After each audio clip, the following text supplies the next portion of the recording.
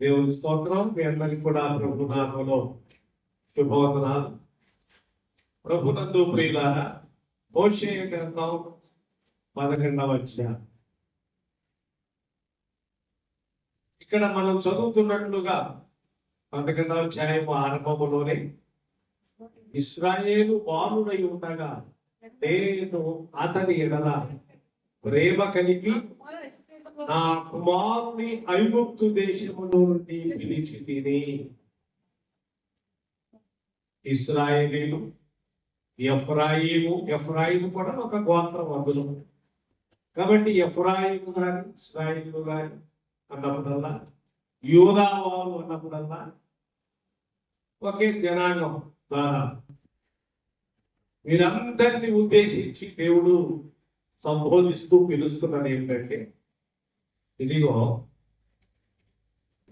నన్ను మీరు విసర్జించవలెనని ఒక తీర్మానం చేసుకున్నాను. అదేమిటండి?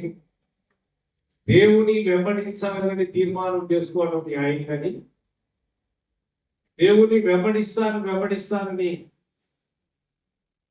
తీర్మానం చేసుకోవడం న్యాయం, కానీ దేవుని విసర్జిస్తానని తీర్మానం చేసుకోవడం.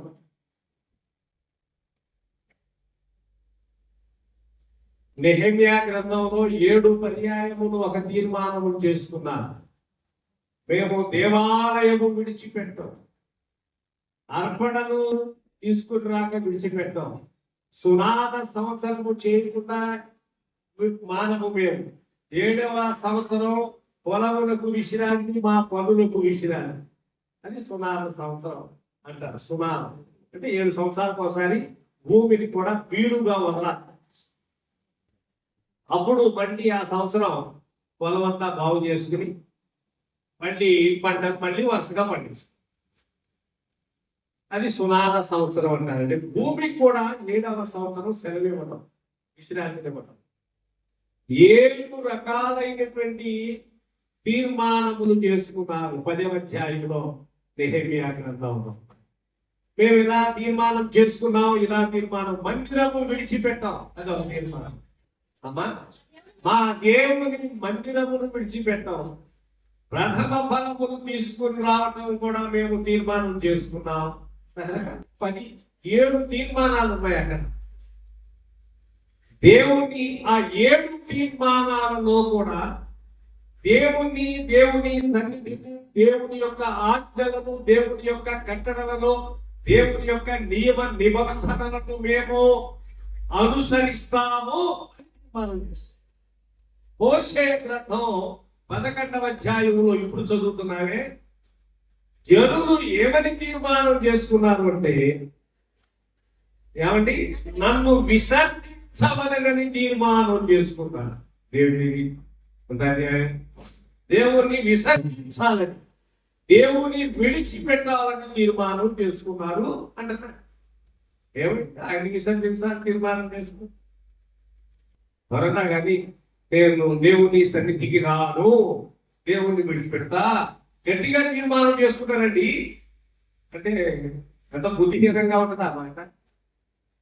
దేవుని సన్నిధానానికి వస్తా, ఖచ్చితంగా దేవుని యొక్క ఆజ్ఞలు అనుసరిస్తా అని తీర్మానం చేసుకుంటే చెప్పినా వినడానికి, చెప్పడానికి బాగుంది.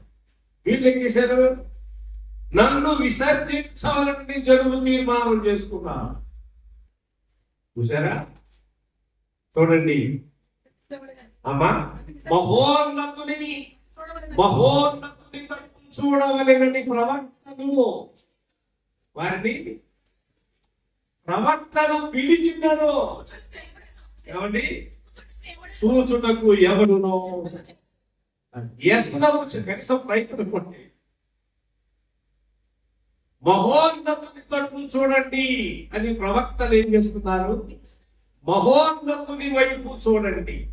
బోధకులు, ప్రవక్తలు, ఒకటి ఈ రోజులు ప్రవక్తలు లేరనుకుందాం, లేకపోయినా ప్రవక్తలు అంటున్నారు, కానీ సరే ఉన్నారనుకున్నారు. పోయిన వస్తుంది ఉన్నారు లేరు తర్వాత సంగతి. ప్రవచనం, ఇది ప్రవచనం, బైబిల్, దాన్ని బోధించువాడు ప్రవక్తకు పిలువబడుతున్నట్లయితే తప్పు లేదులే. కానీ ఇది కాకుండా ఒకవేళ వ్రాయబడినది కాకుండా ఒకవేళ ఏదైనా కొత్తగా ఇది ప్రవచన ఇది చెప్తున్నాడు దేవుడు అది చెప్తున్నాడు అంటారు చూడండి, అప్పుడు తప్పు. కానీ ప్రవచనాత్మకముగా వ్రాయబడిన లేఖనం చూశారు, దాన్ని బోధించువా, అదే ప్రాఫెసీ, ఇదే ప్రవచనం. ఇక నువ్వు కొత్తగా ఏం ప్రవచనం చెప్పక్కర్లేదు, ఉన్నది చెప్తే చాలు. కాబట్టి ప్రవక్తలు ఏం చేస్తున్నారు? దేవుని వైపు తిరగండి, మీరు మహోన్నతుని తట్టు మీరు చూడండి, మహోన్నతుని వైపు చూడండి, మహోన్నతుని ఆరాధించండి, మహోన్నతుని వైపు మీరు చూడండి అని చెప్పినా దానికి యత్నము కూడా చేయట్లేదు, అంటే ప్రయత్నం కూడా చేయట్లేదు. చూసారా? ప్రభునందు ప్రియులారా, ఎందుకు నన్ను విసర్జించాలని తీర్మానం చేసుకున్నారు? ఆయన దేవుడు బాధపడుతున్నాడు. కానీ ఒక ముఖ్యమైన సంగతి ఏంటంటే ఆయన ప్రేమ, డివైన్ కంపాషన్ అంటారు. డివైన్ కంపాషన్ అంటే దైవిక సంబంధమైనటువంటి కనికరము, కృప. నిర్గమకాండం 34వ అధ్యాయము 6వ వచనములో దేవుడు అంటేనే ఒక నిర్వచనం కనబడుతుంది. 34:6 చదువుతనే, అతని ఎదుట యెహోవా అతని దాటి వెళ్ళుచు. యెహోవా అంటే దేవుడు ఉన్నవాడు, బైబుల్లో దేవుడు. యెహోవా అంటే ఏంటంటే యెహోవా కనికరము అని. ఆయన కనికరం, ఆయన కనికరం కాదు. మాటగా అర్థమైంది.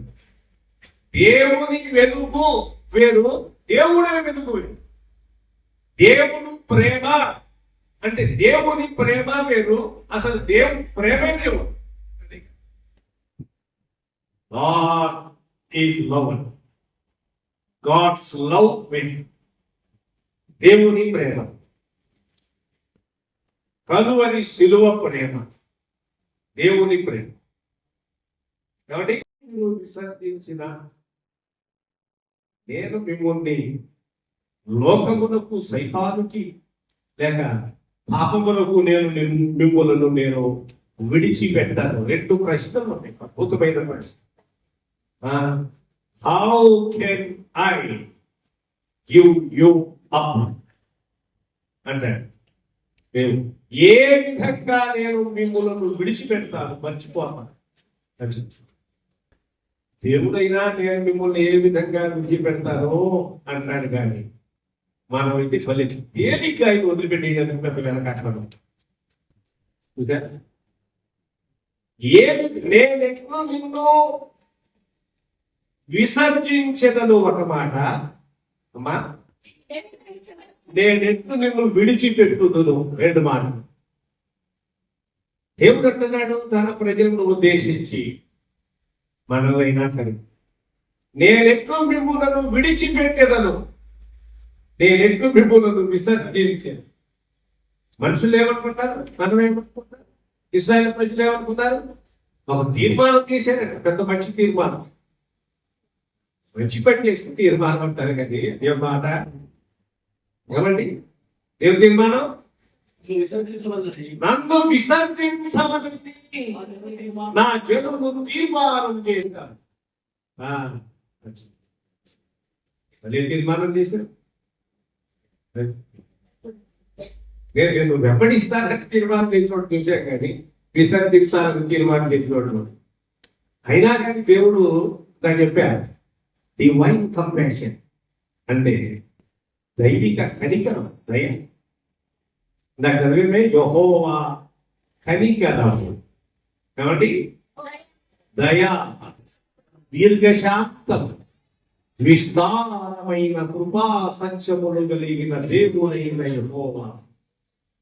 ఆయన దేవుడు అంటే 1000 మందికి కృప చూపుచు దోషమును, అపరాధమును, పాపమును క్షమించును గాని ఆయన ఏ మాత్రము దోషులను నిర్దోషులుగా. రెండు సంగతులై దేవునిలో ఉన్న సంగతులు ఏంటంటే రెండు. ఒకటి ప్రేమ వర్సెస్ లవ్ వర్సెస్ జస్టిస్ అంట. ప్రేమ న్యాయం రెండు. ప్రేమ కలిగిన వాడు కాబట్టి ఏం చేసినా ఊరుకుంటాడు అనుకోకూడదు. అది ఆయన న్యాయవంతుడు. అది దోషిని నిర్దోషిగా ఎంచువాడు చెప్తారు అనుకుంటారు మనుషులు. కాబట్టి దేవుడు ప్రేమ కలిగిన వాడు కదా, అన్ని క్షమించారు కదా, వారిని శిక్షించాడు. యుద్ధాలు లేకపోతే ఆయన అనుమతించాడు. పిల్లలు కూడా చంపేశారు. యుద్ధాలు అన్ని జరిగాయి, బైబిల్లో అన్ని కూడా ఉన్నాయి. మరి ప్రేమ కలిగిన వాడు అని చెప్పని మీరు అంటారు కదా, తెలుగు తక్కువతనంగా మాట్లాడేవారు ఉన్నారు. ప్రేమ కలిగిన వాడు దగ్గరే ఇంకొక మాట ఉంది. ఎక్కడ తెలిసిందా? న్యాయవంతుడు. దేవుడు ప్రేమ వర్సెస్ జస్టిస్. ప్రేమ న్యాయం. కాబట్టి ఆయన న్యాయవంతుడు కనుక దోషిని నిర్దోషిగా ఎంచువాడు కాదు, ఖచ్చితంగా శిక్షించువాడు. అది కూడా గుర్తుపెట్టుకోవాలి. లేదనుకో దేవుడు ఎప్పుడు కూడా బైబిల్లో ఉన్న దేవుడు ఒక మాట గుర్తుపెట్టుకోవాలి. God never ignore sin. పాపాన్ని ఎప్పుడు చూచి చూడట్టుగా ఊరుకోలేదు దేవుడు. ఎప్పుడు ఊరుకోవాలి. ఇంకో మాట, ఎవరిని ఊరుకోవాలి. అది కూడా ఎప్పుడు ఊరుకోలేదు. పాపాన్ని చూసి చూడట్టుగా పోలేదు. ఎవరిని కూడా స్పేర్ చేయడం. మోషే కావచ్చు, దావీదు కావచ్చు, అబ్రహాం కావచ్చు, యాకోబు కావచ్చు, ఇస్సాకు కావచ్చు, ఎవరైనా ఎవరిని పర్లేదు నీవు పర్లేదు అని చెప్పి వదిలిపెట్టాడు దేవుడు. వదిలిపెట్టేటప్పుడు దేవుడు న్యాయముక్తుడు కాకుండానే పోతాడు. ఆయన న్యాయవంతుడు కనుక ఎవరిని విడిచిపెట్టాడు. చూడండి ఏమంటాడు, నన్ను విసర్జించాలని నా జనులు తీర్మానం చేసుకున్నారండి. అయ్యో, దేవుణ్ణి విసర్జించాలని తీర్మానం చేసుకున్నారు. చర్చికి రాకూడదని ఎవరైనా తీర్మానం చేసుకుంటారా? ఉంటారా? కొంచెం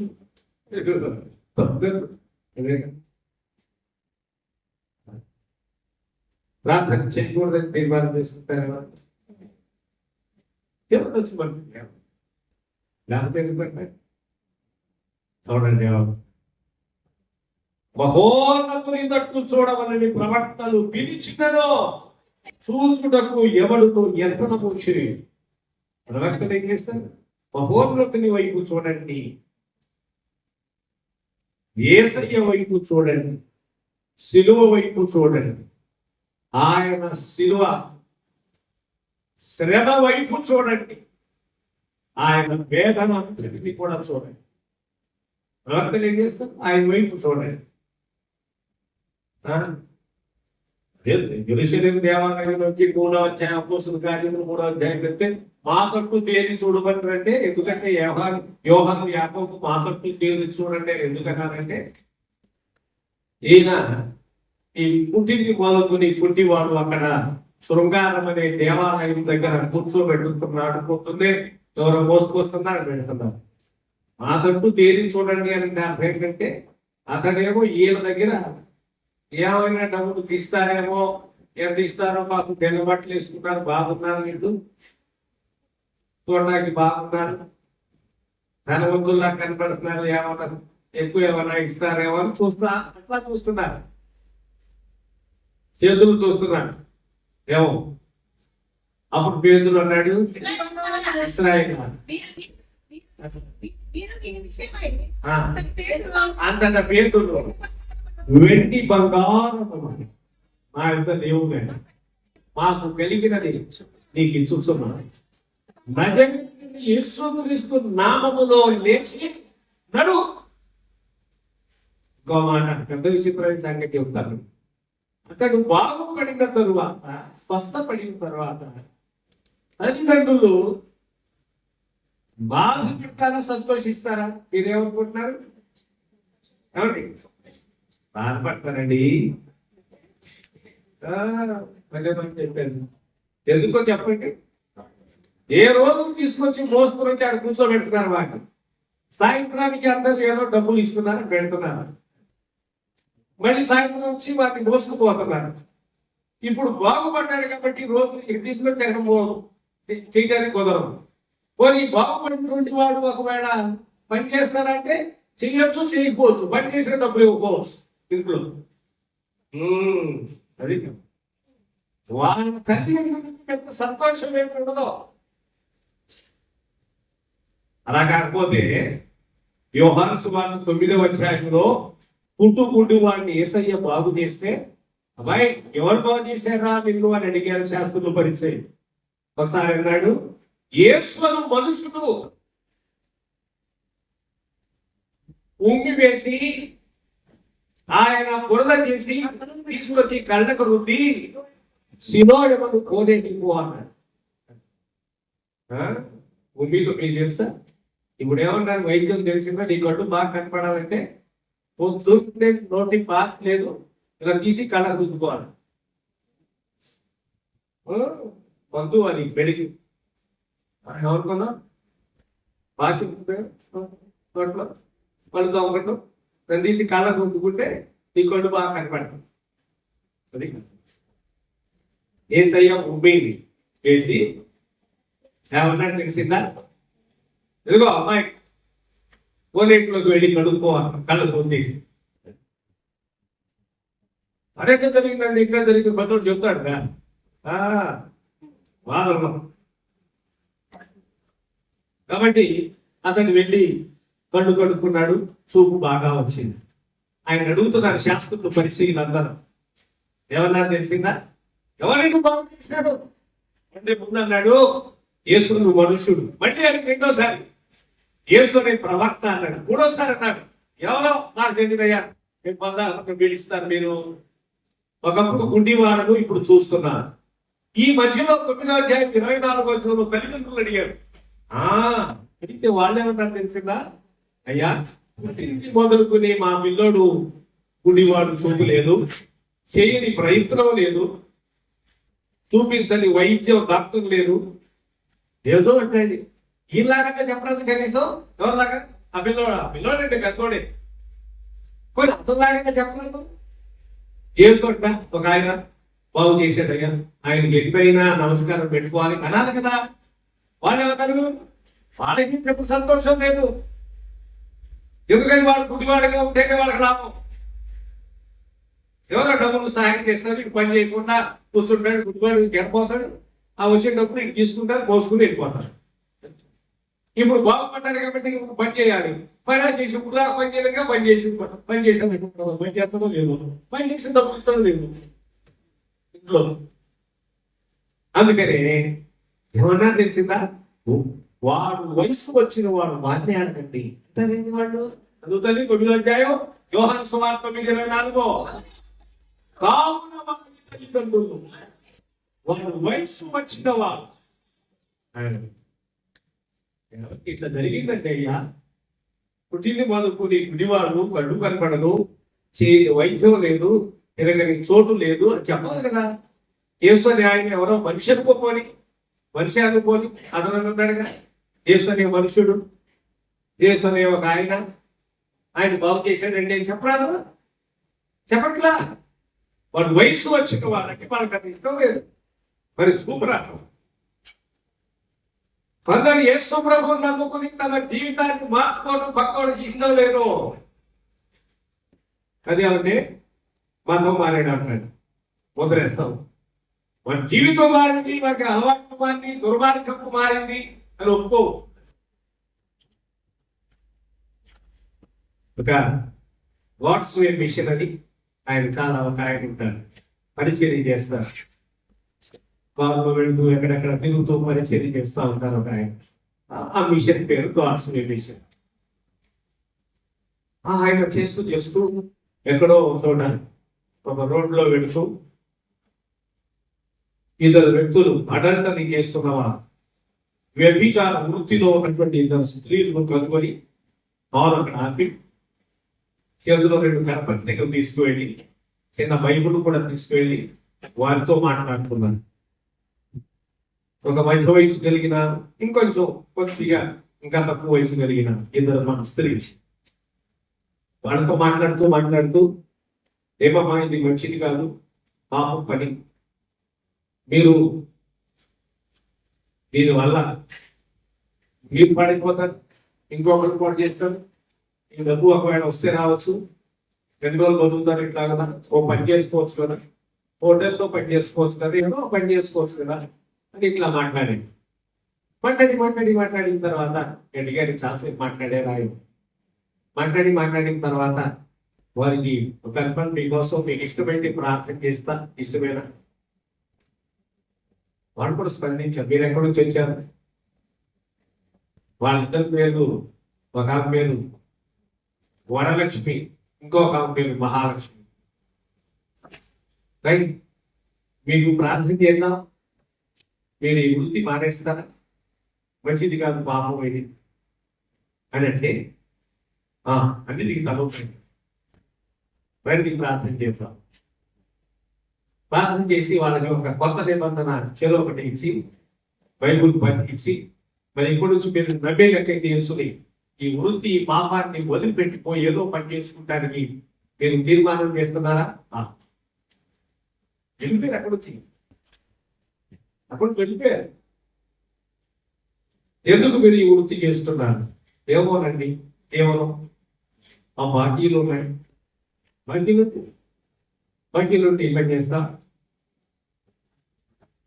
పొద్దు చేరు కోసం ఈ పని చేస్తా అని మాట్లాడితే మేము వెళ్ళిపోతున్నామండి అని అప్పుడే వెళ్ళిపోయింది. మానేస్తారు నిజంగానే మానేస్తారు. చేస్తా వాళ్ళకి అవుద్దా? బైబుల్ బయట నుంచి ఎవరు చేయగలరా పని? అదే కదా. రైస్ దుబ్బెత్తిపోవడం, పాపం మారేటట్టు బుద్ధిహీనంగా మాట్లాడతాయండి, జ్ఞానం లేని తప్పు కదా. అంతేకండి, వల్ల ఉంది. ఎస్ఐ మాట చెప్పొచ్చే సార్గా 20 చెప్తావు నువ్వు, మేము మా బతుకు మా తెలియదా ఏంటి? మా ఆరోగ్యం మాకు తెలీదా? మా జీవితం మాకు తెలీదా? మా ప్రవర్తన మాకు తెలీదా? చెప్పొచ్చేవని అన్నా. పరిశుద్ధాత్మ దేవుడు పనిచేశాడు కాబట్టి వారు విధేయత చూపారు. విన్నారు మాట, వెళ్ళిపోయిందికి మేము ఇంకా ఈ పని చేయమని,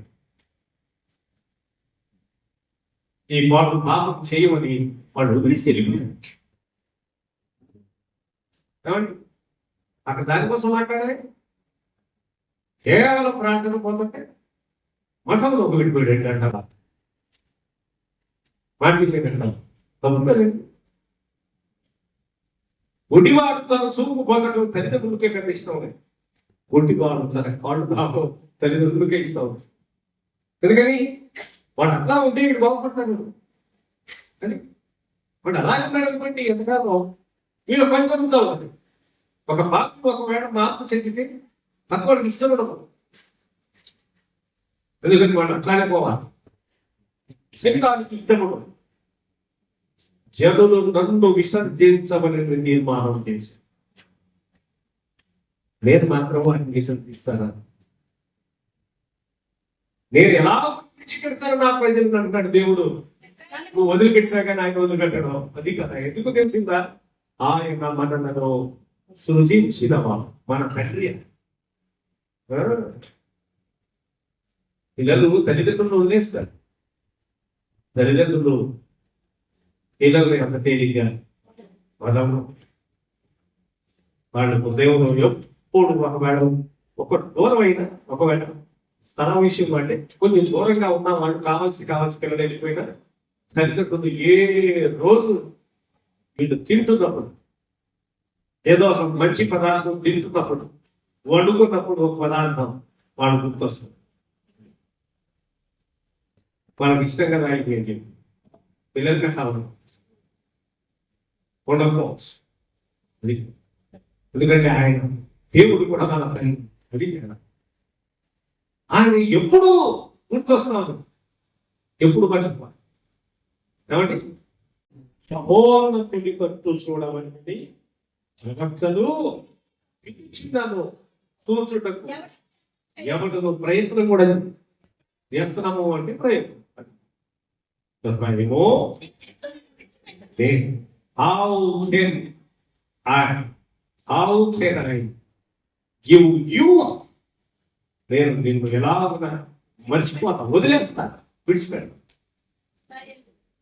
how can I you hand over అంటే ఎవరికో చెప్పేస్తాను నేను, సైతానికి చెప్తాను నేను, లోకానికి నేను అప్ప చెప్తాను నేను. నువ్వు నన్ను వదిలేస్తానంటే నువ్వు తీర్మానం చేసుకున్నావు కానీ అది దేవుని ప్రేమ. ఎందుకంటే దేవుని ప్రేమ ఏంటి అది మనుషులు ఆయన్ని ఇప్పుడు ఈ ఇశ్రాయేల్ ప్రజలు ఎఫ్రాయిం అన్నా ఇశ్రాయేల్ చూడండి. కాకపోతే మీరు 12వ వచనం చదువుతారా? హోషేయ గ్రంథం 11వ అధ్యాయం 12వ వచనం. 1 ఎఫ్రాయిము, 2 ఇశ్రాయేల్, 3 యోధా, 3 మాటలు వస్తాయి. అంతా వెక్సి వాడిని చదువుదాం. ఎఫ్రాయిము వారు అబద్ధములతో, ఎఫ్రాయిము వారు అబద్ధములతో నన్ను ఆవరించి ఉన్నారు. అబద్ధములతో. ఇశ్రాయేలు వారు మోసం క్రియలతో నన్ను ఆవరించి ఉన్నారు. మళ్ళీ చూడండి, ఎవరన్నా ఒకటే ఎవరికి. యోధా వారు నిరాటంకముగా ఏ ఆటంకము లేకుండా నిరాటంకముగా దేవుని మీద తిరుగుబాటు చేయుదురు. ఏ ఆటంకం లేకుండా దేవుని మీద తిరుగుబాటు చేస్తారా? తప్పు. ఏమండి? దేవుని మీద తిరుగుబాటు చేయదు. నమ్మకమైన పరిశుద్ధ దేవుని మీద.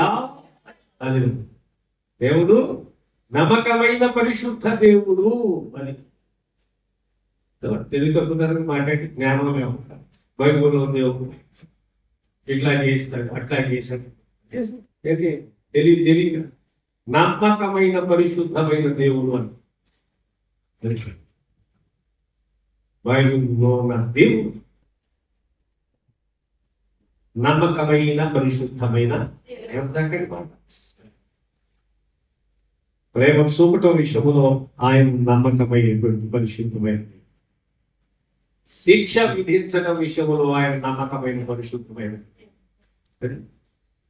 తీర్పు చేయడం విషయంలో నమ్మకమైన పరిశుద్ధమైనది.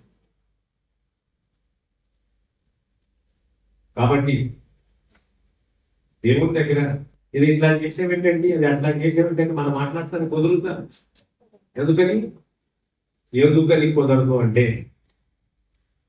దేవుని జ్ఞానం వేరు, మానవుని జ్ఞానం. దేవుని ఆలోచన వేరు, మానవుని ఆలోచన. నువ్వేమన్నా కంప్యూటర్ కనుక కమాండ్స్ ఇచ్చి ఇదిగో నువ్వు నా ఇది కంప్యూటర్ కూడా అన్ని ఫీడ్ చేస్తే తర్వాత కమాండ్స్ ఇస్తే మళ్ళీ మనకు వస్తుంది. ఫీడ్ చేసినవి వస్తాయి. కొత్తగా తీసుకున్నారు కంప్యూటర్ మిషన్. దేవుడిని కూడా మనం ఏమైనా చెప్పి నువ్వు నాకు ఇట్లా చేయి, నేనని దేవునికి ఒక బాధ చేసావా? 40వ అధ్యాయం యెషయా గ్రంథం చదువునారా? ఇక్కడ చదివేదానికి ముందు, రోమాపత్రికలో చదివేదానికి ముందుగా యెషయా గ్రంథం 40వ అధ్యాయంలో చదివితే మీరు ఒక మాట మీకు జ్ఞాపకం చేస్తారు. యెహోవా ఆత్మకు నేర్పిన వాడు ఎవరు? 13వ వచనం అన్నమాట. ఆయనకు మంత్రి అయి ఆయనను బోధపరిచిన వాడు ఎవరు? ఎవరి యొక్క ఎట్లా చేయాలి, ఎట్లా అడిగిన శాస్త్రవేత్త అడిగిన ఏంటి? దేవుడు ఎవరిని అడుగుతాడు ఎట్లా చేయాలంటారు, ఇలా చేయాలంటే ఆయనకు మంత్రి సలహా ఇచ్చిన వాడు ఎవడు? ఆయన ఎవరి యొక్క ఆలోచన అడిగాడు. కాబట్టి ఇది ఎట్లా జరుగుతుంది ఏంటయ్యా, అది అట్లా జరుగుతుంది, దేవుడు పట్టించుకోవట్లేదు, దేవుడు చూడలేదు, తెలివి తక్కువతోనే మాట్లాడు దేవుడి గురించి. And a private person, and a private man, how can argue or instruct infinite God?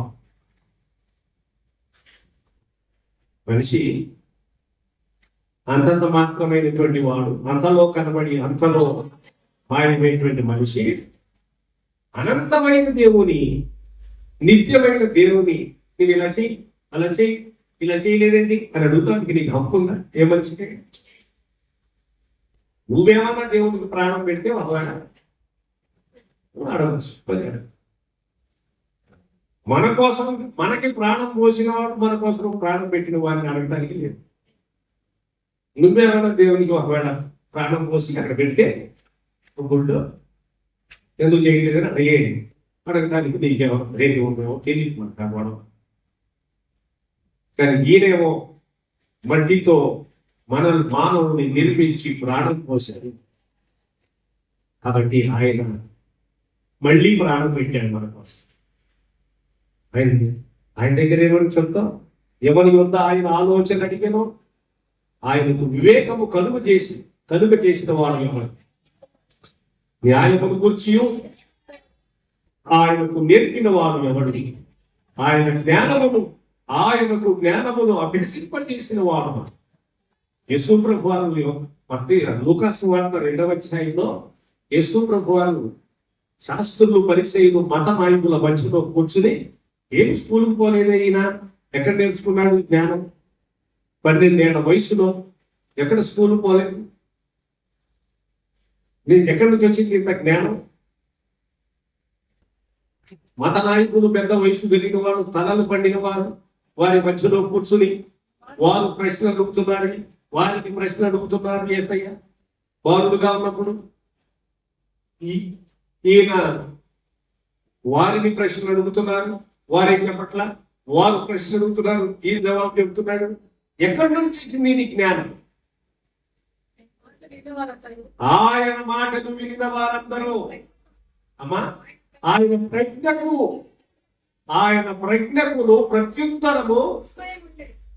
ప్రత్యుత్తరములకు విస్మయం ఉంది. చూసాడు? ఆయన ప్రజ్ఞ, ఆయన ప్రత్యుత్తరం, జవాబులకు వీరు ఎక్కడ స్కూల్ పోలేదే? స్కూల్ పోనాకల్లా ఆయన ఏ స్కూల్కి పోనాక స్కూల్ పోయిన వాడికి అంత జ్ఞానం వచ్చింది. ఇక ఆయన స్కూల్కి పోలేదే, చదువుకోలేదే అంటున్నారు వీళ్ళు. ఆయనకు జ్ఞానమును అభ్యసింపజేసిన వాడు ఎవరు? ఆయనకు నీతి మార్గము బోధించిన వాడు ఎవరు? జనములు చేద నుండి జారు బిందువుల వంటి వారు. కాదు, చేద నుండి జారేడు నీటి బిందు చేద నుండి జారేడు నీటి బిందు క్షణము కూడా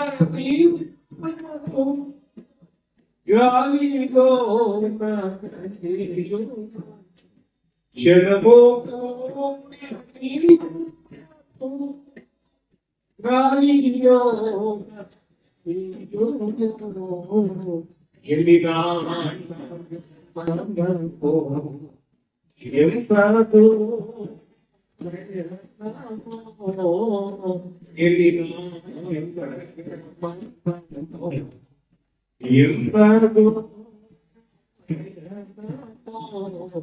ఈ ధరిత్రిలో బ్రతుకుడు దినపోలేదు, ఈ ధరిత్రిలో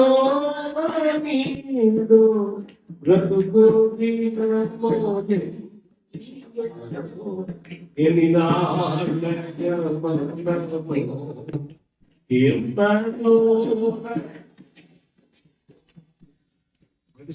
సేద నుండి దారుడు నీటి బిందువు.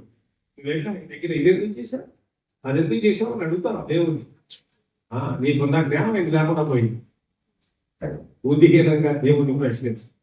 నువ్వు అనుకున్నట్టుగా దేవుడు బైబిల్ ఉన్న దేవుడు నువ్వు అనుకున్నట్టుగా కాదు. ఆయన సర్వశక్తి ఉంది, సర్వజ్ఞానం, సర్వజ్ఞానం, అన్నిటి పైన అధికారం కలిగిన. మనం అనుకుంటాం యుద్ధాలు జరుగుతున్నాయి, ఏమేమో జరుగుతున్నాయి, ప్రకృతి వైపరీత్యాలు జరుగుతున్నాయి.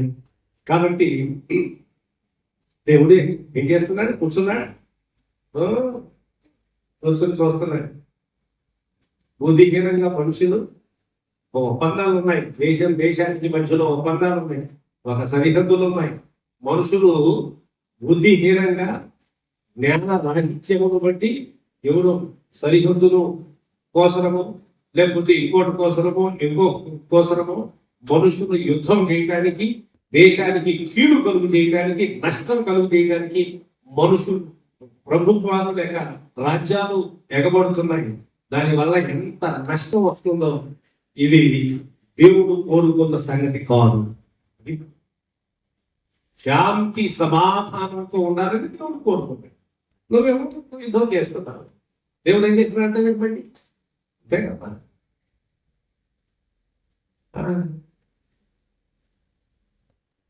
దేవుడు ఏం చేస్తాడు? పక్కన ఉన్నటువంటి దేశాలన్నీ కూడా ఎవరికి వాడి యుద్ధం వాతావరణం. ఇంకొక ఎన్ని యుద్ధాలు జరుగు, ఏమన్నా వాతావరణం కానీ లోకము ఆయన కంట్రోల్ తప్పల, ఆయన కంట్రోల్లోనే. అది గుర్తుపెట్టు. లోకం అంతా కూడా ఆయన చేతిలోనే ఉన్నది. ఉండబట్టే కొన్నాం, ఆయన కంట్రోల్ తప్పల. ఆకాశమా ఆలకించుము,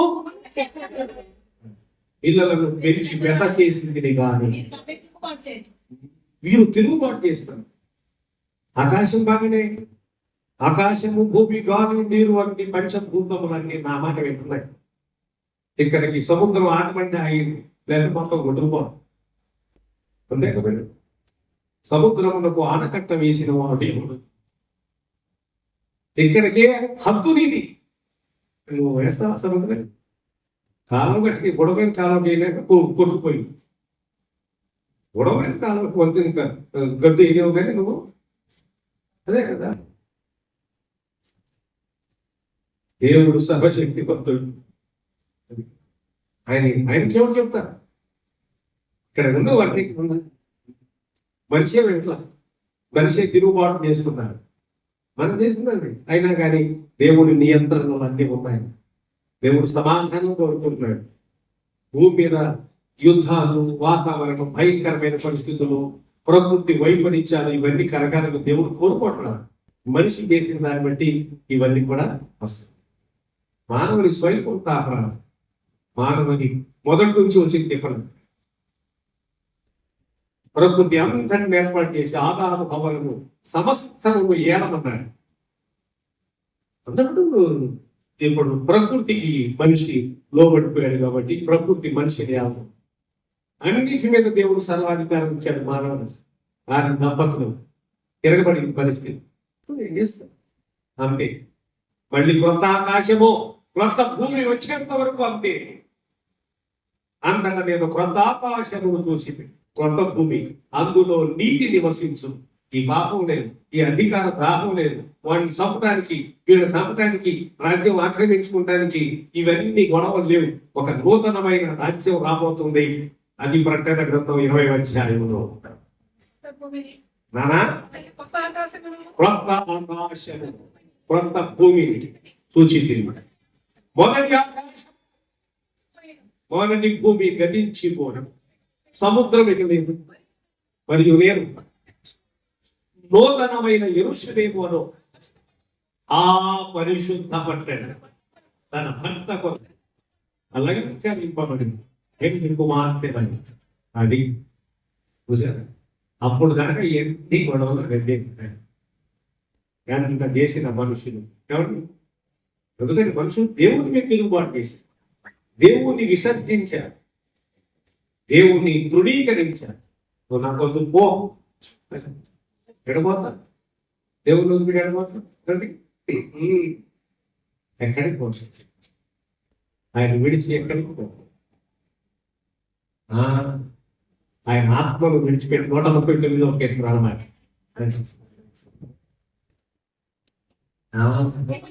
యెహోవా నీ ఆత్మ యుద్ధ నుండి నేను ఎక్కడికి పోను, నీ సన్నిధి నుండి నేను ఎక్కడికి పాల్గొను. ఎక్కడికి వెళ్తే అక్కడ ఉన్నాను. త్వరగా చెప్పలేము. ప్రభునందు ప్రియమైన దేవుని బిడ్డల మళ్ళీ చదువుతున్న హోషేయ గ్రంథం. ఈ జనులు నన్ను విసర్జించారు, తీర్మానం చేశారు. నేను తీర్మానం చేశానే మంచి తీర్మానం. నన్ను విసర్జించగలని తీర్మానం చేశాను. నా చెలువు తీర్మానం చేసుకున్నాను. దేవుని వదిలేద్దామని తీర్మానం చేసుకున్నారా? అయ్యో, వదలని తీర్మానం చేసుకుంటూ బాగుంటుంది. కానీ నెహెమ్యా గ్రంథం ప్రకారం దేవాలయం వదలం, దేవుని మందిర వదలం, దేవుని సంఘాన్ని వదలం, దేవుని స్తుతించడం మానదు, అర్పణలు తీసుకురావడం మానదు. ఏమండి, భూమికి సునాద సంవత్సరం ప్రకటిస్తాను, నేను ప్రతి విషయాన్ని దినమును ఆరాధిస్తాను. ఇలాంటి తీర్మానాలు చేసేవాళ్ళు మంచి తీర్మానాలు బాగున్నాయి. నెహెమ్యా గ్రంథం 10వ అధ్యాయం ఇక్కడ ఏంటంటే ఈ తీర్మానాలు చేశారు. అయినా సరే ఎఫ్రాయిము, నేనెట్లు నిన్ను విడిచిపెట్టుదు. దేవుడు అన్నాడు, నువ్వు వదిలితే మాత్రం నేను నిన్ను వదులుతాను. అయినా ఇంకో మాట, నువ్వు నన్ను వెనకేవి కాబట్టి నేను నీకు దొరికాను. 65వ అధ్యాయం యెషయా గ్రంథం, నన్ను వెనకని వానికి నేను దొరికి, నా యొద్ద విచారణ చేయని వారు నన్ను కనుగొన్నారు. నువ్వు నన్ను వెనకేవి కాబట్టి నీకు దొరికేనా? నువ్వు నన్ను వెతకపోయినా నేనే నిన్ను వెతుక్కుంటూ వచ్చాను. నన్ను వెతకని వారికి నేను దొరికి తిరిగి తిరిగి తిరిగి దైవాన్వేషణ, దైవాన్వేషణ, సత్యాన్వేషణ, నిత్యాన్వేషణ, చివరికి పెద్ద సున్నా. నది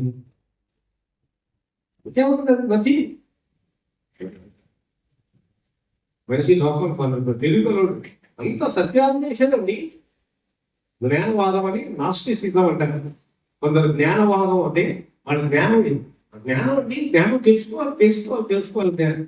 ఏం తెలుసుకుంటావు, ఇప్పుడు తెలుసుకుంటావు జ్ఞానం. యెహోవా యందు భయభక్తులు కలిగి ఉంటే జ్ఞానమునకు, పరిశుద్ధ దేవుని కూర్చిన తెలివి వివేచనకు.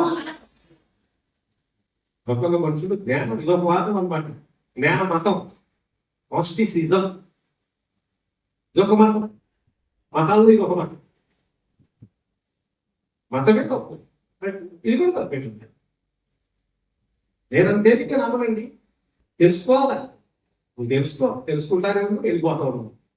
ఆయన వస్తుంది, జరిగేది కానీ పెట్టేది. ఈ గొడవ తెలుగు వేసరికి తనతో పరమ కానీ బైబుల్ చెప్పు అంతే కదా.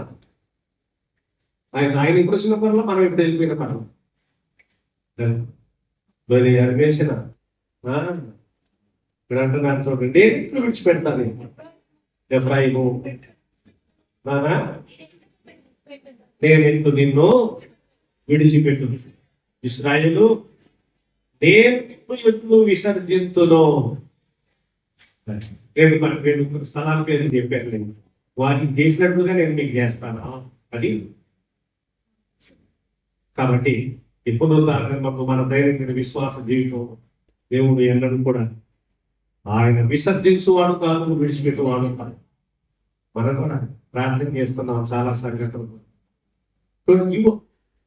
ఆయన నేను విడిచిపెట్టుకోవచ్చు, మనం కూడా విడిచిపెట్టుకోవడం. ప్రార్థన చేసి అవి ఏం జరగట్లేదండి పని అని మానేస్తావా? ప్రార్థన చేయటం మానేస్తావా, లేకపోతే ఆయన ఏమో వదిలేస్తావా? Don't give. నేను how can I give you up? ఏ విధంగా నేను మిమ్మల్ని విడిచిపెడతాను అని ఆయన మాట్లాడితే, అంత గొప్ప దేవుడు ఏ విధంగా నేను నిన్ను విడిచిపెడతానని మనం అన్నాం. ఆయన కూడా గొప్ప అదే కదా. ఏ విధంగా నేను నిన్ను విడిచిపెడతాను ఆయన అన్నాను కదా. ఎక్కడ ఒక భలే పలువు ప్రభువు छोड़के मैं जाऊंगा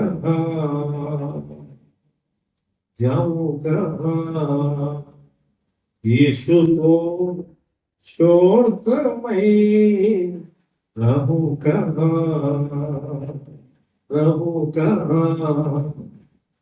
అద్భుతమైన పాట. అంటే ప్రభువుని వదిలిపెట్టి నేను ఎక్కడికి వెళ్ళిపోతాను? యేసును వదిలిపెట్టి ఎక్కడ ఉంటాను?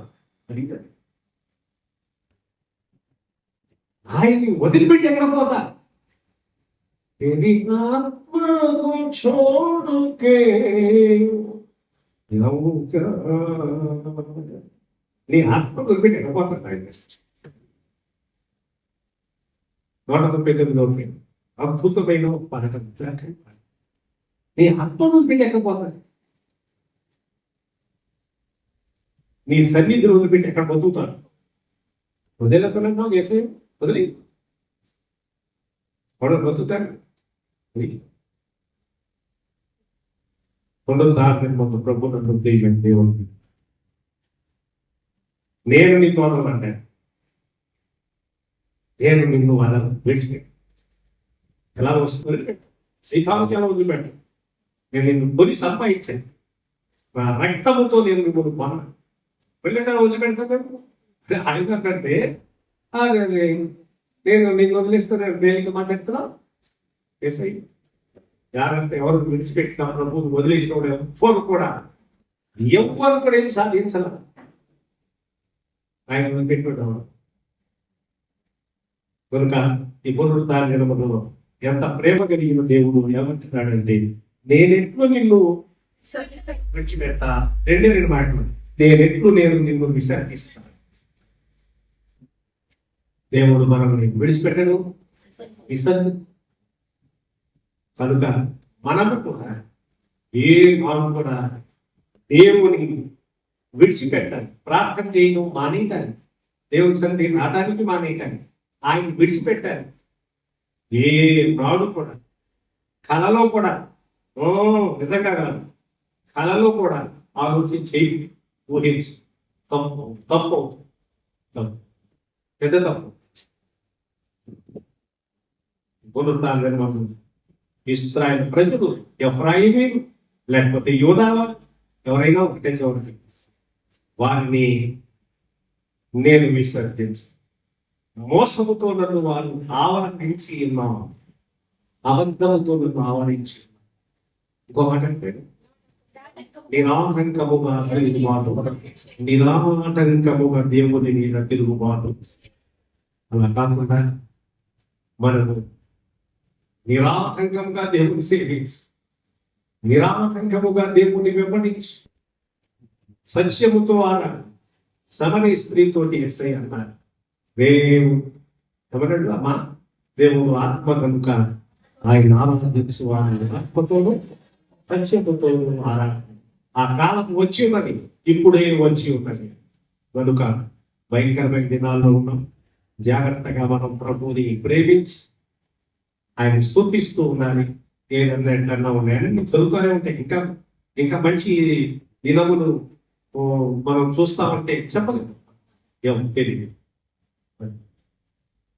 రోజు సంవత్సరం వెంబడి సంవత్సరం అనేక రకాలైన పరిస్థితులు, చెడ్డ వార్తలు, దుర్వార్తలు వినవలసి వస్తాము.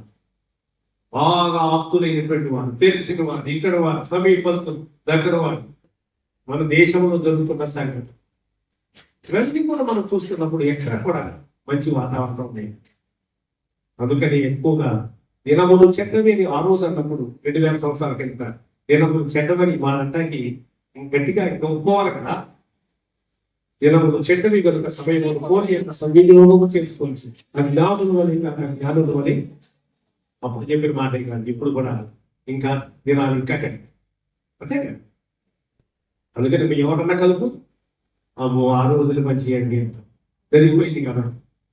ఎవరన్నా కలుపు, అమ్మో ఆ రోజుల్లో ఎంత బాగుండేదండి, ప్రేమ, మనుషులు బాగుంది, చుట్టాలు, బంధువులు, అమ్మో ఆ రోజులు ఎప్పటికో వచ్చి తర్వాత కొన్నాళ్ళు పోయినా మళ్ళీ ఆ రోజులు అంటారు. ఏదైనా మనకు గట్టి ఇచ్చిన నిన్నటి వారం భయంకరమైన దినాలు ఉన్నాం. ప్రభు అంటాడు, నువ్వు దేవుణ్ణి విసర్జించడానికి తీర్మానం చేసుకున్నా నేనెట్లు నిన్ను విసర్జిస్తానంటే అది కదా. నేను నిన్ను విసర్జించను, నేను విడిచిపెట్టను. నేను నా స్వరూపంలో చేసుకున్నా.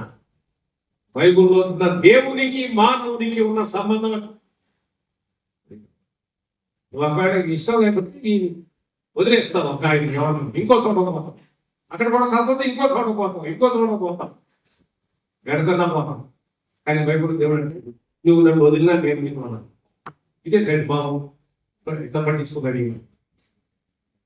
అవును అంటే ఒకసారి తుఫాను వచ్చిందండి. ఎవరికి వాడి దూకి అన్ని కొట్టుకొస్తున్నాయి. కొట్టుకొస్తుంటే ఏమేమో పెంచులు కొట్టుకొస్తున్నాయి, అన్ని ఇళ్లలో వచ్చండి, నీళ్లు అయిపోయినాయి, జలమై కొట్టుకొస్తున్నాయి. ఒక్కొక్కటి దూకి అది వస్తున్నది నాని అని ఒక్కొక్కరు దూకుతున్నాడు. పట్టుకొచ్చి తెచ్చుకుంటాడు, ఏదో ఒకటి ఉంటుంది దాంట్లో పోతాడు. సరే ఇంకోటి ఒకటి ఇదిగో ఆ వచ్చేది నాని, ఆ వచ్చేది అని చెప్పి ఒకసారి పెట్టుకుని ఒకటి దూకి పట్టుకుని లాభం అటాక్ ప్రయత్నం చేసి ఎంత పట్టుకుని రాగల మరి రాకపోతే లేకపోతే నువ్వల్లా బయటికి రాను వదిలేసే కదా. నేను ఎప్పుడో వదిలేశాను, నన్ను వదలలేదు. నల్లగా ఉంది ఎరువు బండి, అది దాన్ని పట్టుకున్నాడు వీళ్ళు. నేను వదిలేశాను, నన్ను వదలలేదు. అది నువ్వు ముందు ప్రాణం తెప్పించి వదులుతాడంటే నేను వదిలేసిన దాన్ని, అదే నన్ను వదలలేదు. అట్లాగే నువ్వు వదిలేసి రావాలి. అది జ్ఞానం, అంత ప్రేమ కలిగిన. ఎందుకంటే లవ్ వర్సెస్ జస్టిస్, ప్రేమ న్యాయం, తీర్పు న్యాయం అంటే దేవుడిని కలిగి ఉన్నాం. ఎన్నో వస్తాయి, ఎన్ని వస్తాయి, ఇంకా పరిస్థితి బాగా అవ్వకపోవచ్చు, ఏమో తెలియదు. మొదలైతే లేదు అంతా కూడా కీడు జరుగుతుంది, నష్టమే జరుగుతుంది, మరణాలు జరుగుతున్నాయి, యుద్ధాలు జరుగుతున్నాయి, ఎన్ని రకాల పరిస్థితులు జరుగుతాయి. కానీ ఒక్క మాట, ఏ దేవుడు మానవుని ప్రకృతి అంతటి సృష్టించాడో ఆయన చేతిలో నుంచి కంట్రోల్ అయ్యేది తప్పదు. అది గుర్తు పెట్టుకోవాలి. Ultimate controller is the God in the Bible. Ultimate controller, అంతిమముగా అన్నిటికీ నియంత్రణకర్త బైబిల్లో ఉన్న దేవుడు. అది మనం కూడా ఆయన నియంత్రణలో ఉన్నాం, అప్పుడు మేలు జరుగుతుంది. అట్టి అనుభవంలో దేవుడు మనల్ని ప్రతిష్ఠించుగాక.